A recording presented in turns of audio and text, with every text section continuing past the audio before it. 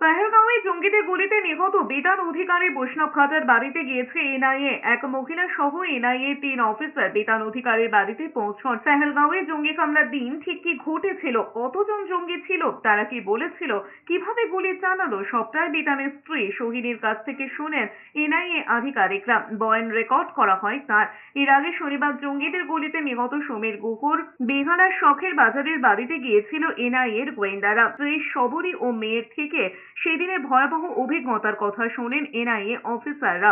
প্রায় 4 ঘন্টা ছিলেন তারা। বয়ান রেকর্ড করা হয়। 22 এপ্রিল জঙ্গিদের গুলিতে 26 জন নিহত হন। এরপরে এই ঘটনার তদন্তভার দেওয়া হয় এনআইএ কে। সোমবার পুরুলিয়ার ঝালদার বাসিন্দা নিহত মনীষ রঞ্জন মিশ্রর বাড়ি যাওয়ার কথা এনআইএ। এদিকে মুখ্যমন্ত্রী নিহত বিতানের বাবা মাকে 10,000 টাকা পেনশন দেওয়ার ঘোষণা করেছিলেন। সেই মতো বিতানের বাবার কাছে পৌঁছেছে পেনশনের নথি। বিতান অধিকারীর স্ত্রীকে যেভাবে মুখ্যমন্ত্রীর চাকর বাকররা, কর্মচারীরা আক্রমণ করেছে, তার সাধ্য শান্তির মধ্যেই অপেক্ষা করেন, এটা অত্যন্ত নিন্দনীয়